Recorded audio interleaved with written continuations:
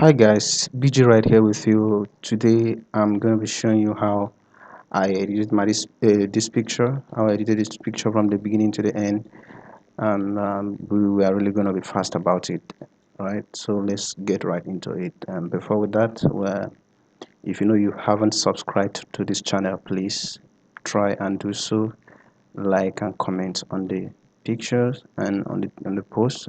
Then tell me how you feel and what you want me to do next. Thank you so much for having me. So right now let's go get into it.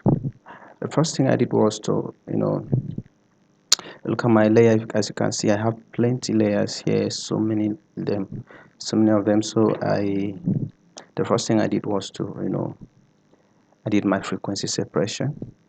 Okay, that was not the first thing. Rather, the first thing I did was to I framed my image to the size I normally use, so that when I'm posting on Instagram, to no cuts. So what I did was I used this very size.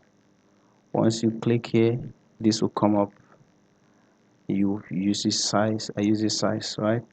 So now this is the size I use to frame my image, so that when I'm posting on Instagram, it will not cut any side or up or down, cutting anywhere at all. So after that, the next thing I do was to open my frequency separation. I did my frequency separation. I brushed the skin and I made it the way I wanted it to be. So I finished my frequency separation. Then after that, what I did next was to duplicate this very frequency separation to give me a one layer. So how I did that was to I click my alt control shift alt E on the keyboard. Then it duplicates this layer. It gives me this very layer now, which is the same. If you look at it, it does not have any change. It's the same thing with the frequency separation layer. So which means if you remove this, now you see that there's change. Then if you put it back, and there's change again, that I have worked on we have worked on the skin. We have retouched the skin. Then this is putting this one now. It's not having any change. There's no change here, which means it's the same thing that is here, that is here also, right? So after that, the next thing I did was to select my objects. I click here, then I came to this place and I selected my objects. When you select your objects, it's gonna bring you select and hold on for some time, right? And yeah, sorry, my system is quite slow, kind of. So after selecting the layer, the next thing I did was I realized that the layers, the selection, the areas on parts were not well selected, so I had to use my lasso to arrange it well. So now I press um my shift on keyboard, then you see this plus here on this arrow that is coming with this arrow. So now I do it like this to make sure that I put it well. I might not do it very carefully, but just giving you the tips, right? So now after that, I did this side the same thing. The same thing. Understand? I just did, sorry, I did the same thing here. Then here, this middle here, now I use alt, which is going to show you minus on the arrow. If you can see very well, look at the arrow, you see minus. So now I did like this to remove this inside, right? To remove this inside, yeah. Then I did same in this side. Then this one here, I had to use my shift again, then I around it and it disappears. Then next one, I look at the edges. I use my shift again, which is still giving me plus. I did it like this, and I selected it the way I wanted it to be. Understand? So that we'll have a perfect change of background. This is why we're doing all this. No change background with this. So now after this, what I did was I pressed my control E, rather no, control C, which is copy, which we know we are still on this layer now. This layer is still selected. Then I press Ctrl C, copy, then Ctrl V, paste. Ctrl C, copy, Ctrl V, paste, which gave me this very layer. Let me bring the layer down first, since we are still working and in accordance with others, right? So now the next thing is, after this, then I came back here to this place. After copying and pasting, this is what it gave me. It gave me this. Forget about the smoothness of the material. I did that one separately using my mixer brush tool, right? So now, after I copied and pasted here, I the next thing I did was to, click my control, then bring my arrow key and click in the middle of this for it to select the edges again for me. Then after that, I right click, then I select inverse, so that I'll be able to copy this one again, copy the background and paste. But this moment I didn't copy the background and paste because I didn't want to blur this background, right? So I only made use of this one, right? Only made use of this that I copied. So after this, I now brought my background, which was 100% opacity, if I then reduce to 63. So 100% opacity, this is not how the background looked. I had to, blur it. I can't really remember how many percent I blur, but I think you can blur anyhow you want it to, anyhow it fits your work, anyhow you want it to. It beautifies your work, so you can put it anyhow it is good for you. So I did this. I brought this background. As you can look at this background now, the downside, I I deleted this downside because I wanted this floor to look real, right? I wanted this down to look real. So now I use this tool. What is it called? Rectangular marquee tool. Then I drew it.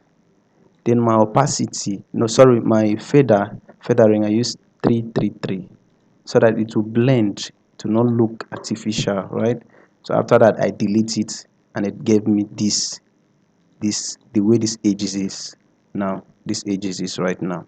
So now, after that, I brought this down, which I have this already. You see, it's already looking real. It's already looking real, right? It's already looking real. So now, after this, now this is me trying to, bring down the brightness of this place, because it was looking kind of trying to look, sorry, I was using my curve, right? Curve adjustment layer. I use curve, right? This is the curve. You can create it.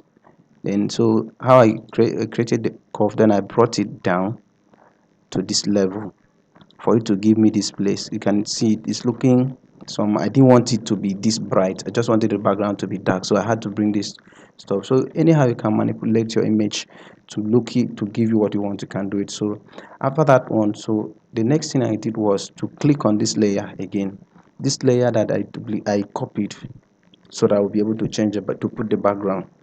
I click on this layer, then I did my sharpen, smart sharpen. So I sharpen the image. After sharpening the image, all this I have them in my action in my system. So I just open the action, then I pick one of them. This is it. Pick one of them, then I used to sharpen it. I sharpen it. So after sharpening it, I said I have to bring this. Okay, I have to take this one up, because this is how I wanted it. I just want to take this one up, then this one comes down. Even if you bring it here, there's nothing that's going to, it's not going to affect the image, so you can just leave it there. So after that, let's forget about this, and this is my watermark, my logo. So after that, I did my dodge and burn. Dodge and burn is really very light on, it's not really showing like that. I did my dodge and burn. You can check it very well. My dodge and burn, all those things, I have this, I have them here. dodge and burn is set already. So then after that, the next thing I did was this. Look at this, the fabric. Like I said earlier, I used my mixer brush tool to brush the fabric. I brushed it carefully so that I would not have to mix these lines, these pleatings together. If you mix the pleatings, it's gonna look kind of artificial. So I had to, I was very careful about how I brushed the fabric. Then after the brushing, you see how beautiful the fabric is. It's looking better than what it was before. So now after that, I did my black and white. This is what I did. I just used this to bring down because she's a very dark skin model, so I had to bring down the brightness. I opened my black and white layer, then I brought this down to this level 12. So now after that, the next thing I did was my curves. These curves this is what I used to color grade some of my image sometimes, when I want it to look the way you see it right now. So you can see this is giving you a very clear image, but sometimes when I don't want it to be this clear, I just want everything to match together, I have to put these curves. These curves can do so many things, wonders. So what I did is, after opening this curve from here, in this curve here, then I come here, I click here, I click here, then I carry this one from here, right, from this place to this place like this. You can put it anyhow you want it, right? You can put it anyhow you want it, so you can manipulate it anyhow you want. So this is why I kept my own. So after that, the next thing I did was to use my color range. This is color range. It still goes to um it still goes to curve. After creating this curve, then I enter here,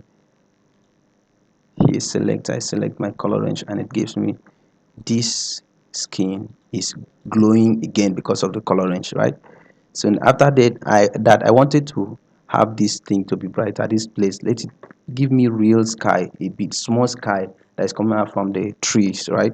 So now I had to duplicate the layer, this color range, then duplicated the layer. Then after that, my color grading that I normally use for my image, and at the end of it, this is what we'll have at the end of the image. Then now guys, like I said earlier, if you haven't subscribed to this channel, make sure you try and do so, like and comment and share. So now after that, everything we are going to do now is going to be like, I have to show you how the before of the image was and after. Then this is me clicking on this very um clicking on this very